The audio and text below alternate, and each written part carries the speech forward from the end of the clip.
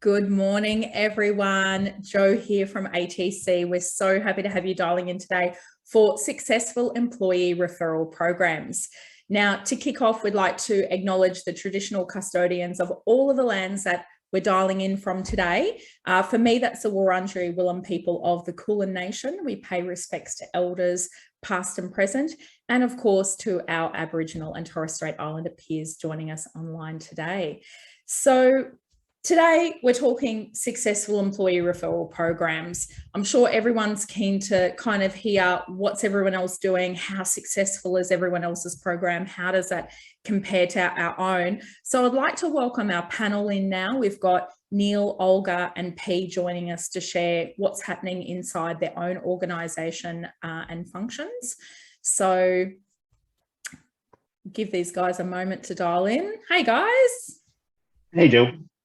Now, why don't we go alphabetically? First name, starting with you, Neil. Why don't you say good day to the audience and tell everyone where you're working? Sure, thanks, Jo. Neil Gunning. I currently working for the NextGen group, which incorporates NextGen and Frollo. Total staff somewhere in the region of about 250 to 300, thereabouts. I'm here hopefully to give perspective on where to start if you don't have an employee referral program in place. I've been in the group role now for about 4 months. Prior to that, I was in different roles within the group that sort of kept me away from the detail, I guess. But yeah, we're at the beginning of our journey, and we're putting a framework in place to increase the adoption and to increase the effectiveness. So looking forward to the chat. Beautiful. Olga. Hi, everyone. Jo, thanks for having me. My name is Olga Barrett. I work at EPAM Systems. It's a software development company. We hire around 68, I think, 1,000 people across the world. I'm looking after talent acquisition in the APAC region, 7 countries, been in TA management for more than 20 years. Happy to be here and share our experiences. And so how many staff did you say that EPAM have workforce worldwide? All of them. All of the people everywhere. Well, we hire around 2,000 people per month globally. And yeah, and in the pack we have it's around 1,600 across 7 countries. Beautiful. Pea. Hi, Jo, and hi, Neil and Olga. I'm Pea. I head up the Global Talent Acquisition team and Talent Operations team at Immutable. We're a Web3 technology company, and we have an NFT protocol and a blockchain gaming studio. We're now sitting at around 280 people globally, and we're looking to get to 400 by the end of the year. Beautiful. So I've purposely invited you guys to come along because we have such differences in program maturity. Neil just starting out. Pea and Olga have more mature programs. We've got smaller organizations. And then, of course, we've got the giant EPAM systems.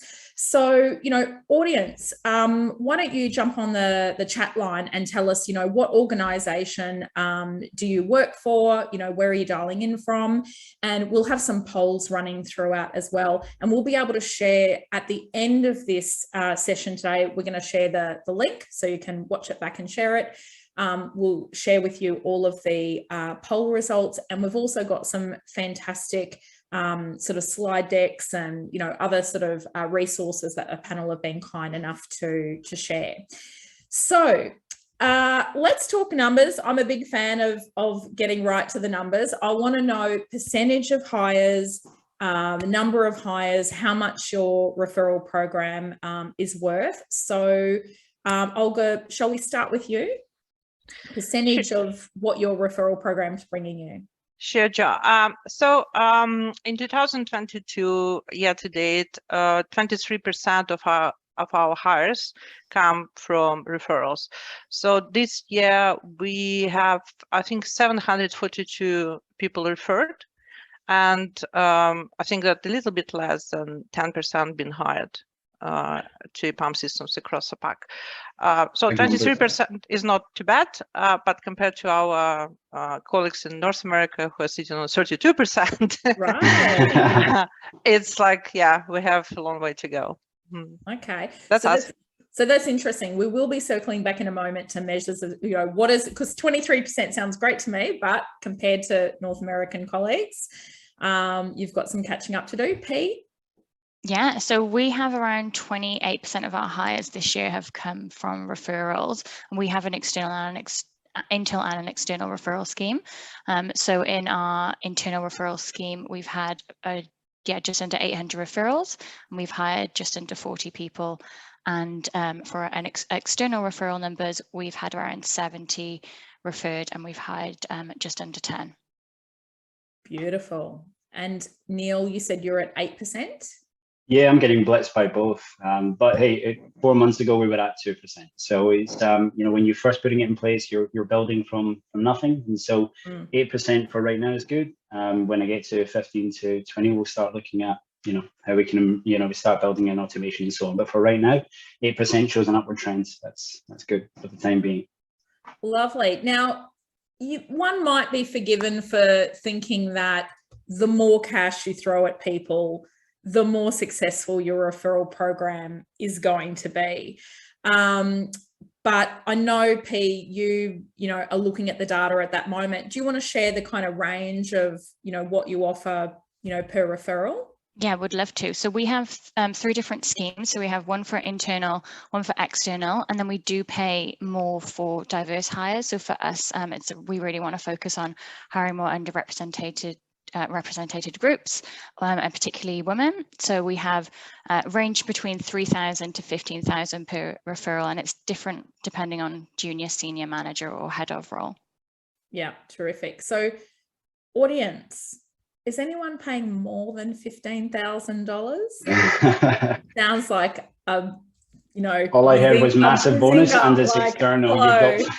I'm going to be sending you all kinds of CVs on the back. Give us a shout if you have a referral fee more than $15,000. I'd love to hear it. But you know, P, you also, you know, you just kind of casually dropped in conversation the other day that you're also paying crypto. So can people choose real dollars versus cryptocurrency? Yes, they can. So we have kind of different rules set by finance.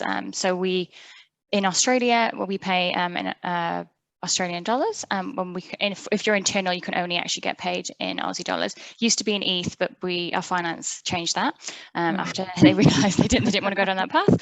And then external, so you need to be an Australian resident, and you will need to have an ABN. But if you're outside of Australia, we pay in ETH or a stable coin or the currency of their choice.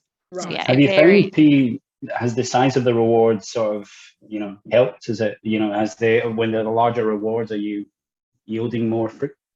Well, it looks like at the moment, no, to be honest with you, but we still want to test it out because we just don't have enough data on it. But it's tracking that it actually doesn't result in a higher amount of referrals. So yeah, at the moment we can't tell. But it does show for us, because we do have different fees for diverse hires, just how serious we are internally and externally to really making sure we have a diverse workforce. So I think it does help us. Yeah. It'd be great to see that data if you're measuring it, you know, because I think one of the things that's really lacking in this space is sort of regional specific technology sort of data in this. And so, because I think that, you know, global data generally shows that the size of the actual referral fee beyond a certain point doesn't actually impact too much. So I'd be curious to see if you're finding that the more you're measuring. The issue is for us, the roles that pay more are actually very difficult to hire. So I don't know if it's just because they're really tricky roles for us as well. But I will share it with you. We'll do that at the end of this quarter. Right. Yeah. I think there are many aspects to it, and the rewards or the diversity of rewards is just one of them. You need to talk to the right audience, because whatever money you pay, your software engineers might not be able to refer, I don't know, the financial director, you know. Yeah. So we at the moment we run 3 referral programs. So it's Employee Referral Program, it's External Referral Program, which is available on epam.com. You can have a look if you want, and Affiliate Referral Program, a social media program that allows the employee to get referral credit whenever someone from their network apply. And yeah, so rewards differ. And of course, we run different campaigns. So we have kind of the global guidelines, what we pay per function, per level. But if you have enough budget, and I'll be honest, for the referral programs, we have very hefty budgets. Yeah. Basically, like it's up to talent acquisition leaders what bounty they want to assign with particular campaigns. It can be a car, it can be a staycation, it can be a virtual reality set, like whatever fits particular country, particular target group, and yeah, talks to So people. a VR headset through to a car. Has anyone actually chosen the car, won the car? No, not yet. And we also run lotteries. So basically, to encourage engagement and participation, and yeah, there's some really cool prizes there as well. Terrific. Now, I know we've got lots of questions coming through in the chat feed. There is a specific Q&A box. So when you're on Zoom and you come down the bottom of your screen, to the left of chat is Q&A. So if you'd like me, and we will be going through a lot today, we're going to be going through technology, terms and conditions. So when do you pay? Is it, you know, at probation paid or on, you know, just successful offer, you know, communications and structure and all those kind of things. But if you have any specific questions you'd like me to ask the panel, just pop over to the Q&A box. And I know that we've got some people coming in here saying, you know, they'd love some examples of, you know, non-cash rewards. So I think, you know, VR headset, I think, Neil, were you talking about movie tickets or was that from Bill Borman's example that you had read? Yeah, and that's for the act of making the referral. Yeah, correct. That's probably, you know, the nirvana state. That's when you start to, after you've gained the trust, after you've built the adoption, and you then start building in the tooling to make it frictionless, etc. And you start looking at the rewards. I mean, I'm a big advocate of my end state being not to reward the outcome, but to reward the behavior and try and nurture the right behaviors. Yeah. You know? But of course, unless you're maybe Immutable, nobody wants to spend $5 grand just on getting a referral. Yeah. And so it tends to be smaller rewards, you know, and then I guess showing a level of trust to your business that they're going to, a level of trust, and obviously some guardrails and guidelines to your business, that you trust that they are doing it with the purest of intent, that, you know, there's going to be a good hire that comes out the back end of that. And so yeah, so it can be anything from, you know, movie tickets, it can be prepaid credit cards, it can be, but smaller rewards for the action as opposed to the larger rewards on success is sort of what I define as the nirvana state. Yeah. But to get there, I think you have to build. There's a whole lot of, you know, building that has to happen first. Yeah. And it is a lot around adoption rates and building the trust and so on. Yeah, that's great. Great change in comms strategy. Yeah, we introduced the gamification aspect to our referrals. So we have like referral portals called invite.epam.com, and there actually we have a shop where people can get points and basically spend these points on swag if they want, but there are also some really nice appealing prizes like AirPod headphones or Apple Watch or Nintendo Switch or, you know, stuff like that. So really helpful. Terrific. So we're getting a little bit of, you know, poll results coming through here. You know, we've got 49% do internal referrals only, 13% external referrals only, 14% do both, and 24% don't have any referral program at all. And I gather if they're here online today, that is possibly about to change. 74% make payment for successful hires, and 1% are, you know, referrals who get to interview stage. So a lot of people rewarding the outcome versus the act of making the referral. I just want to remind everyone as well, I'm getting a lot of messages here coming to hosts and panelists. If you want to make a comment for everybody in the chat to see, make sure you just choose everyone in that drop down column.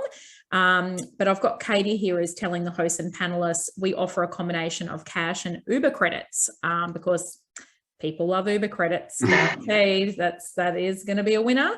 And Pavi is also telling hosts and panelists at Liven, they have Liven dollars that they can then use on a platform for restaurants. So it's essentially restaurant dollars.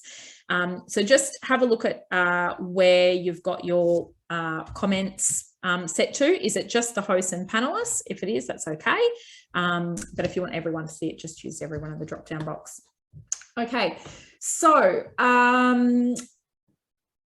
what else have I got on here?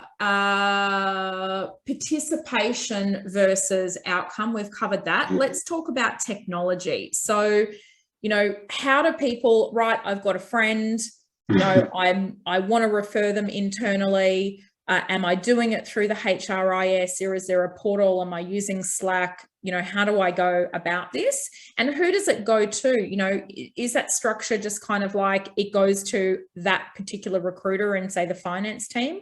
Or do you have appointed people who kind of lead and champion the program and it's got to go through them first? I might take this one then.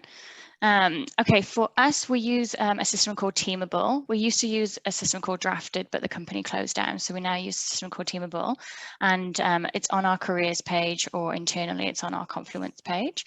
You can also refer through our ATS as well. Lever, never know how to pronounce it, sorry. Lever. Rhymes with Trevor. I'm going to use that one.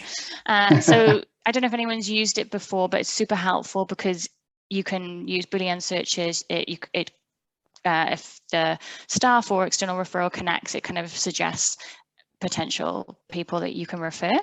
Right. So we use that, and we used to have it where it was just me managing all the referrals, and luckily I've got a big team of 19 now. Shout out to my amazing team, and there's a dedicated person per recruitment team who now manages the referral scheme. We still want to do a lot more in terms of automation and comms, which is our project for next quarter, but yeah, at the moment one TA per team manages it. Brilliant. I think from my perspective, I'm always wary of tools and bringing in tooling too early. I think that tooling can sometimes be quite gimmicky, and it's like there's the new shiny tool over there where you've not tackled the fundamentals first. And I think that, I mean, Teamable is an amazing tool, and they've obviously got to a level of maturity. It makes sense for you guys to have that. But at the stage that we were at, when basically we didn't have a program in place 4 months ago, it's around using what tools you have at your disposal to make it as frictionless as possible for the person who's going to be referring someone, because we're funny beasts, we're humans. We don't want anything that's going to be cognitive loads. And so whatever that's going to be easy to make a referral.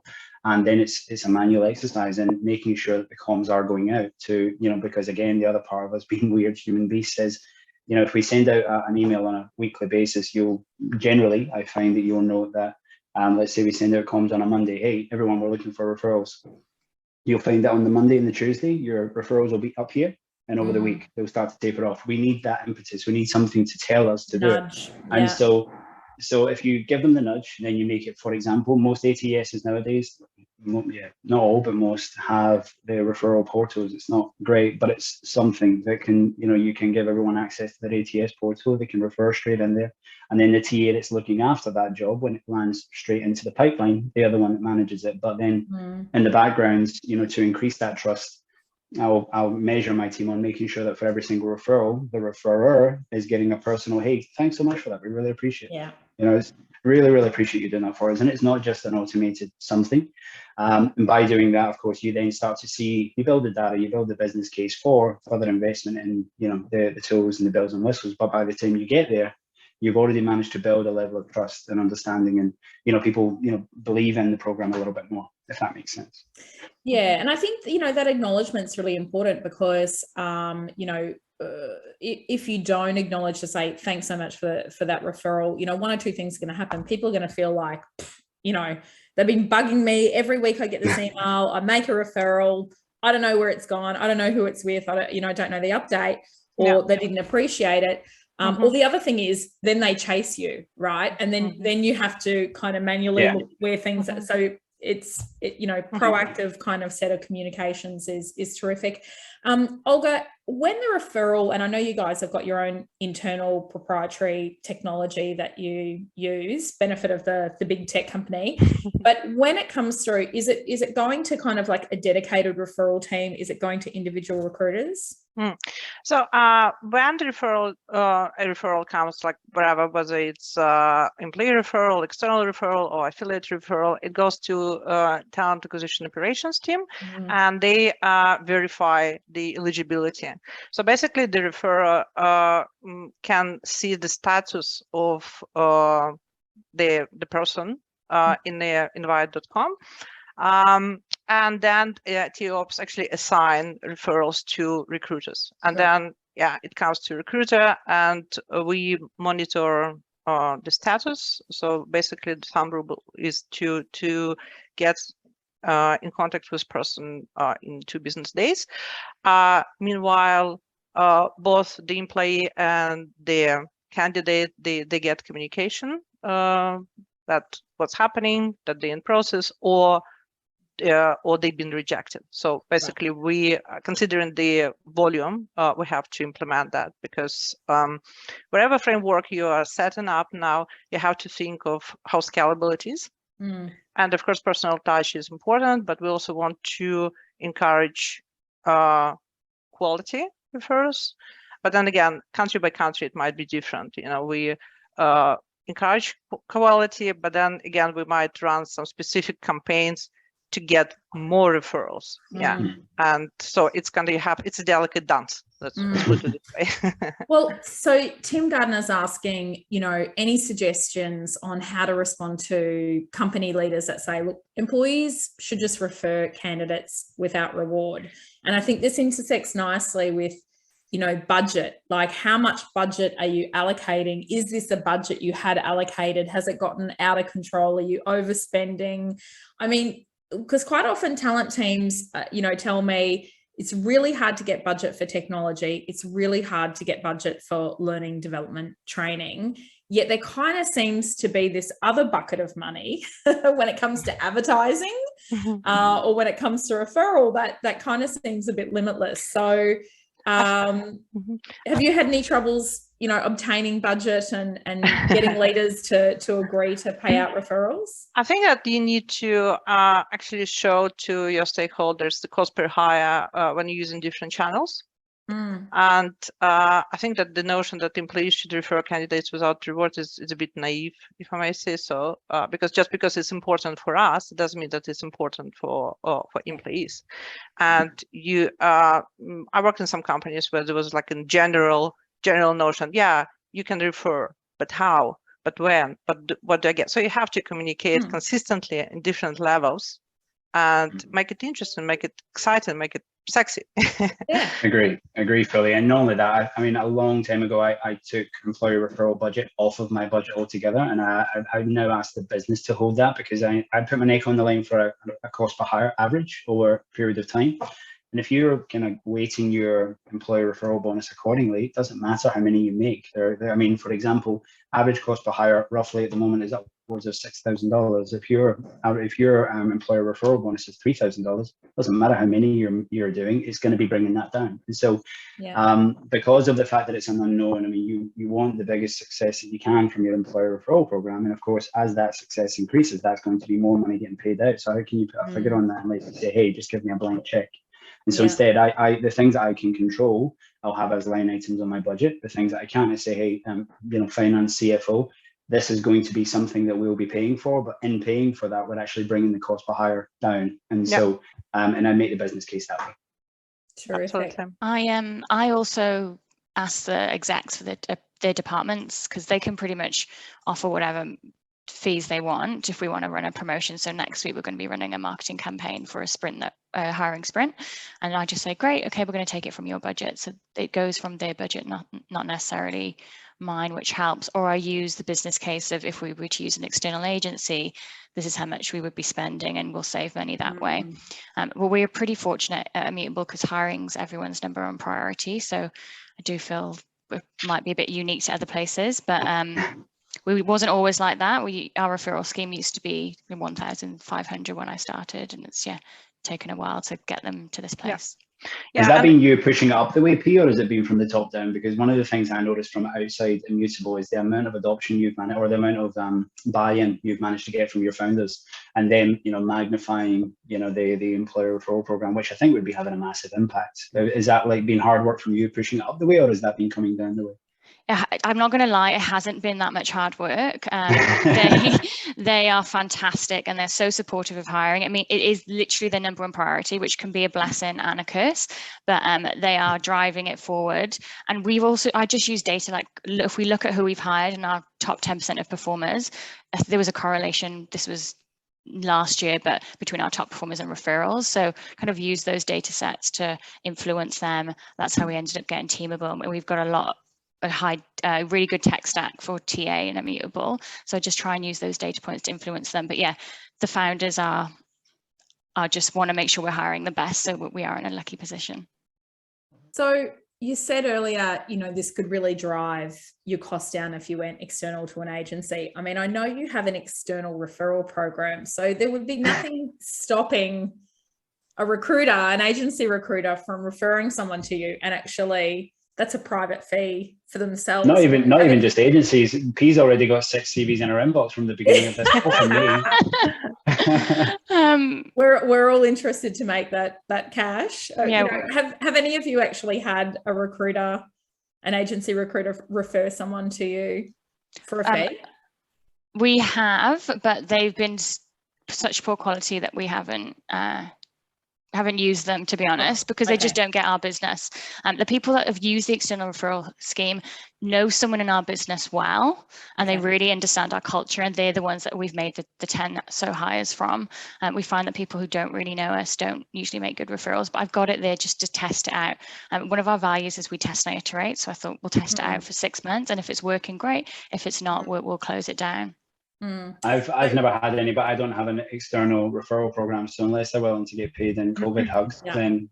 But let's just clarify, because I know Melanie here is asking a question. So an external referral program, in the context that we're referring to it, is where I don't work at Immutable, but if P says, hey, we're really looking for a head of marketing, and I know a terrific head of marketing, I can make a referral to her, make an introduction, and P is going to pay me. That's right. If we hire them, you will get a fee. Yeah. So external, outside of the organisation, internal referral program are your internal workforce, and they are generally referring external people to join your organisation. So they're the terminologies that we're using in this particular event. Now, you mentioned before a sprint P. That kind of really piqued my interest. So obviously we've got our, referral program happening across the year, but you kind of run short sprints for particular things. Do you want to expand on that a little?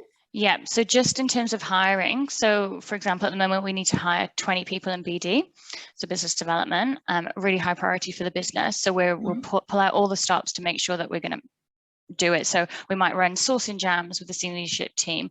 We'll be talking about it at all hands.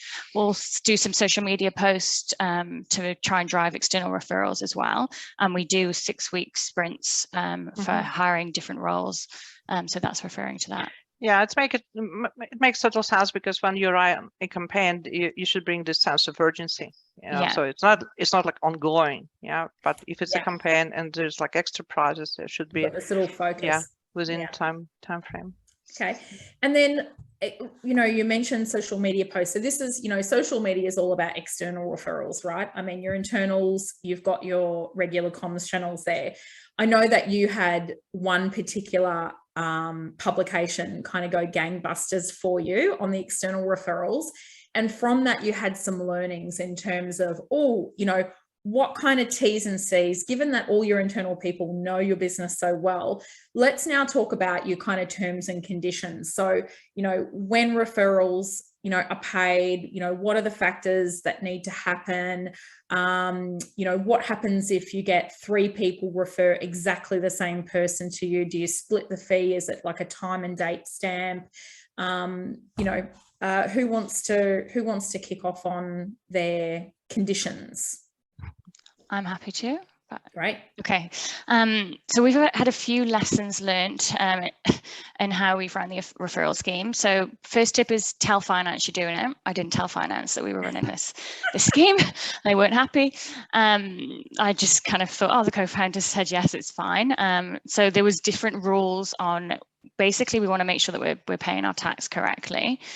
So yeah, we have different rules if you're in Australia or outside of Australia. And then for us, this sounds very stupid, honestly, saying it out loud, but we forgot to put pre-qualifying questions on our external referral scheme. So we had an instance where we had one person refer, I think, their entire LinkedIn network. So we had to go in and delete it and change how we were running it. And then also just who owns it. So like Olga said, I think it's really important that you have someone owning it in each division. And for us, it wasn't scalable when we first started, just having it to be me. So we've changed that now. I think they're the key learnings for us. Right. So from a T's and C's perspective, you need to have had a conversation with that legal person. Yeah, I can't just kind of go tap in who do I know in marketing and be like, oh, Lucy, great, I'm going to refer this person and Lucy doesn't know anything about it, right? Like there needs to have been a conversation. This person needs to have given permission to them to make the referral. And what happens if 3 people refer the same person and you hire them? What do you do there? So we've been fortunate. This hasn't happened often. I think it's happened once or twice, but where 2 people have referred them. Just kind of use common sense. So we'll just look, when did they refer? What was the date? And how much effort did they put in? So we've had an instance last week or this week where 2 people have pretty much done the same amount of work. So we just said we'll split it 50% between both of them, just so it's fair, because I don't want to discourage their behavior, and they have helped us close this hire. So we change the fees. Yeah, right. I agree with that. And sometimes people who are already in the process, in hiring process, are being referred because they ask someone they mate who works in a company, can you support my application? Yeah, so that's a sticky one, because on one side you don't want to discourage, on the other side you also want to be fair. But our kind of thumb rule is just like we just encourage people, we just pay. Yeah. Okay. And do you only pay, like, let's say I refer somebody to a role and you go, oh, look, you know, we hired somebody else, but we've identified a different role in the organization we want to hire them for. You know, would you still pay a referral fee for a successful hire, even if it wasn't for the intended submission? Yeah, absolutely. Absolutely. Yeah. Right. People can refer to whatever roles they have candidates for. Yeah, terrific. All right, that's great. And we've got somebody's asked here, you know, do you ask the referrals to meet a certain criteria? Like, so for instance, you know, we have asked you to refer somebody with, you know, 4 years, you know, of expertise in what have you. I think this, obviously you'd pay for a successful hire. This must relate to the act of making the referral. Correct. I mean, it does play to Pea's point as well. I think that, you know, you do have to put some guardrails around it. Of course, you want to operate with trust. You want to assume that everyone has positive intent and they're always going to, you know, refer people for the right reasons. But sometimes people just see the dollar sign at the end of it. Yeah. So you have to put some guardrails around it and say, hey, as long as they adhere to these 3 bullet points, that might be the top 3 bullet points in the ad content or whatever it might be. And as long as they adhere to those, you, for the act of referring, will get X. And I think a lot of this stuff comes down to just clarity, even when it comes to the policy stuff. You know, I think the cleaner and the easier and the more black and white you can make it, the better. The more you get into the detail and the granular, the more things start to get a little bit grey. And I think that when it comes to things like this, if you can just have a policy that says, hey, first person that refers it gets the fee. Of course, you've got the edge cases like Olga and P talked about that you'll always manage on a case-by-case basis. But the first person that refers gets the fee. They have to, if you know, they have to adhere to X criteria, you know, et cetera, and generally you're just trying to make it clear but not arduous. Again, to try and make it as frictionless as possible. Yeah, I find frequently asked questions to be rather helpful. We have it posted on, like for internal referrals, we have it on our portal. We communicate it when we communicate our referral campaigns. We make sure that it's very clear and people know where to go, what to do, and what's the eligibility criteria. We actually don't have it, which is something that we should probably change, but we don't have it because I think just because of our stage of growth at the moment. And also last year we ran we had to increase our hiring by 50% in 1 quarter. So we ran a sourcing initiative. So if anyone in the company sourced a candidate, they got 2K. If they helped us close them, they got another 2K. But I think that's something that we'll move towards, like Neil and Olga do. It does make sense. And just on the FAQs, so, you know, from an audience perspective, and I know that P, Neil and Olga, you guys have been really generous in sharing some, you know, slide decks and different resources and so forth that you have, and we are going to be sharing those with people. But if anybody online joining us today has you know, some FAQs and those kind of things that they'd be willing to share with the greater audience, please do send them through to me. It's joe@atcevents.com.au. Feel free to send that through, and you know, and let me know if that's something that needs to be kind of de-identified in terms of the company name, or, you know, if you're willing to have that shared for the greater good, would be terrific. Tom's asking, you know, do you find it quite time intensive to administer and manage all of the referrals? You know, you've got, you know, queries, you know, ownership contests, reviewing, submitting. You know, is this kind of like, do you have a referral lead and that kind of makes up a full-time gig for them? Yeah.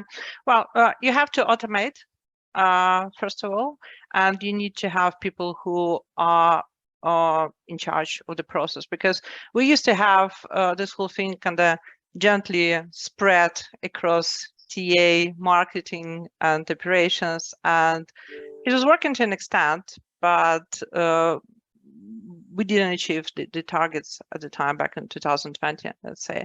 So there's a program lead who's looking after policy and process center, initiate improvements, follow-ups, tracks progress.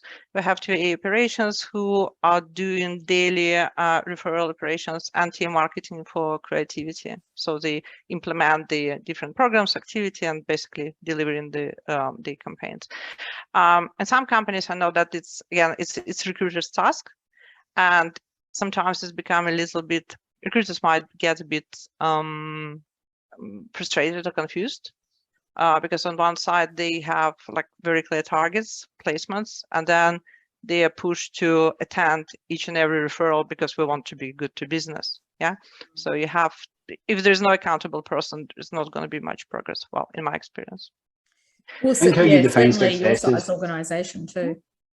I think how you define success is really key there as well. I mean, if you look at really pushing your employee referral program as you trying to uplift the quality at the top of funnel as opposed to just the volume top of funnel, and therefore you can reduce the reliance on other, you know, you can balance it out. And so if you're just trying to get, you know, extra people at the top of funnel candidate numbers, yeah, it can be really time intensive. However, if you're increasing the reliance on the things that are going to make your top of funnel shorter but much more relevant, it then you're going to get a similar or higher success rate, but with less low value activity for your team, because they're dealing with relevant, higher quality candidates. And that's it, you know. So the way I generally look at it is, as I lean more on quality sources, I'll look to go backwards on the kind of the more volume sources, and that generally just comes, I think, with maturity as well.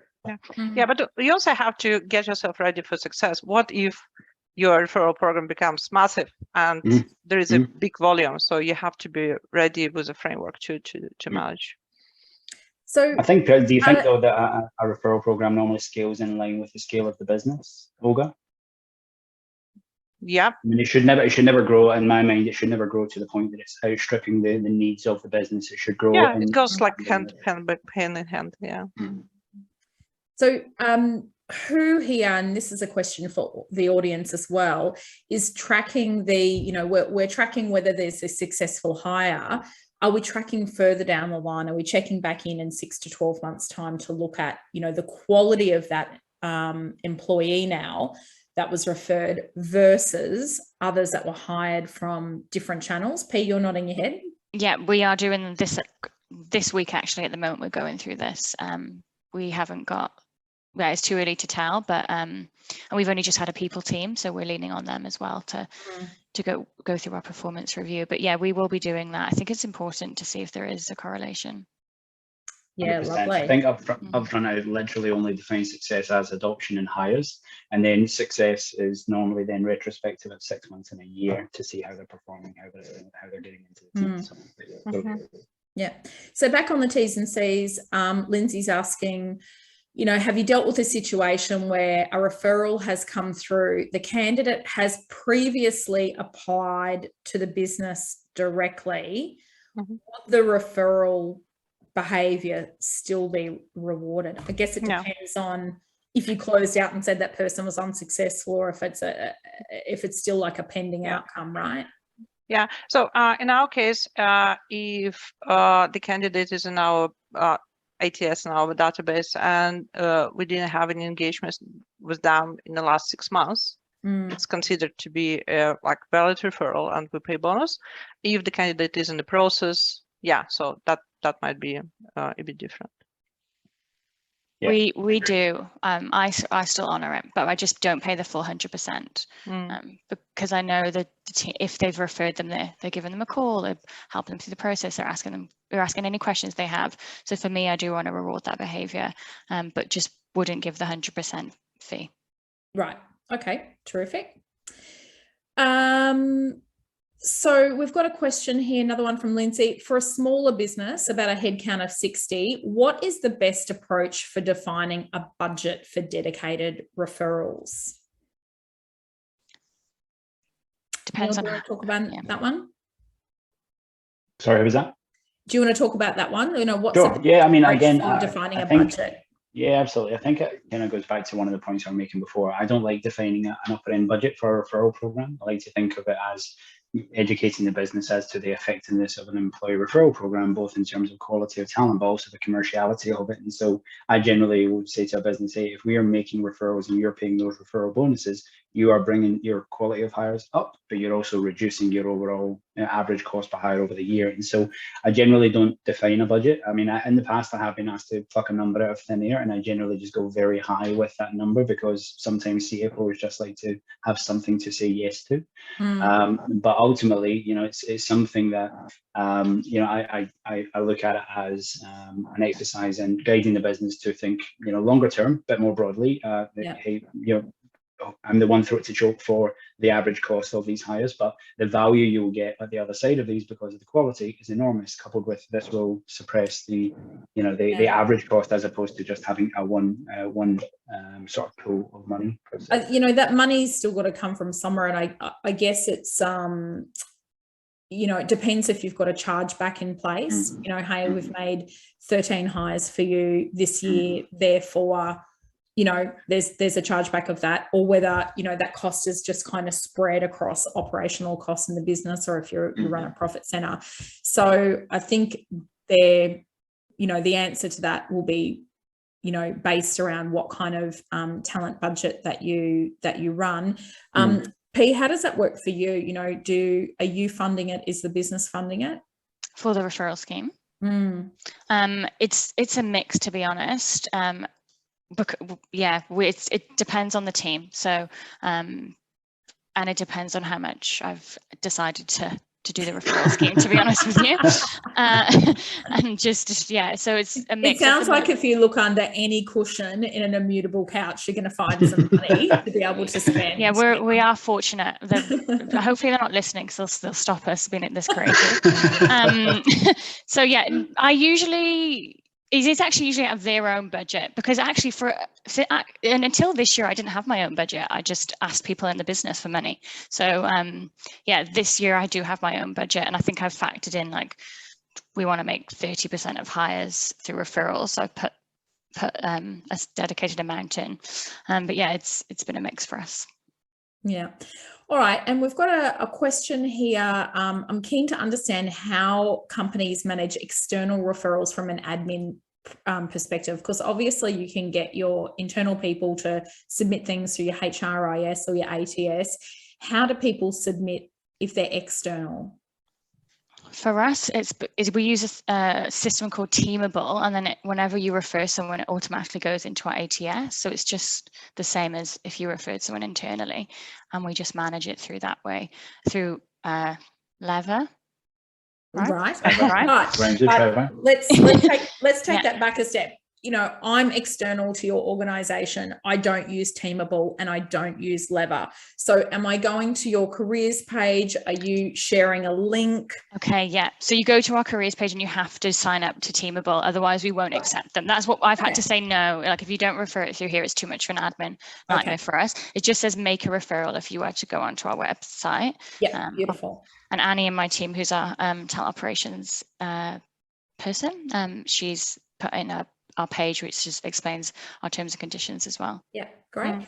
So on our website, actually on the career page, you can apply and you can refer Yeah, so these links are just like next to each job posting, and then it comes to our system directly, and then operations going through that.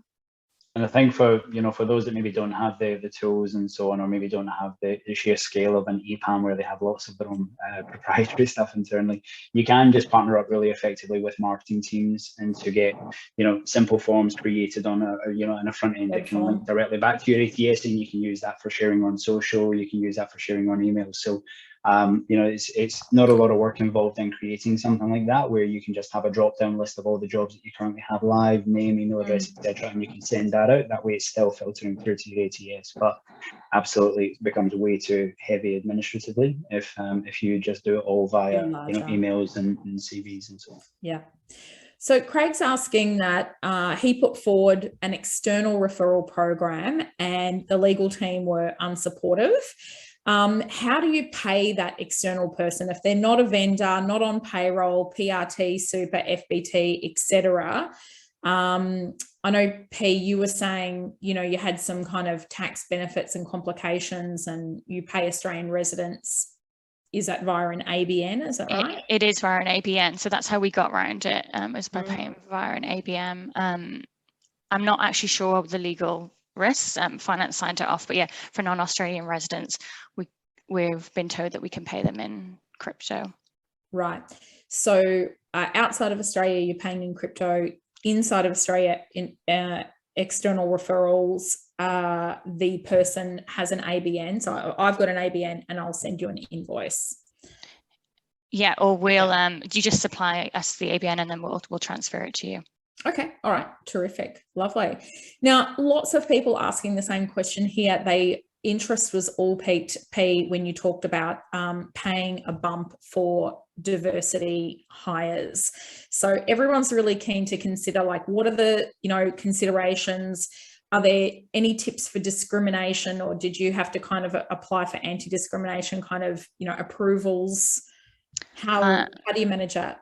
Ours is actually really focused on women at the moment because we just want to make sure that we get more women into the business. So for us, that's really what it's applying for.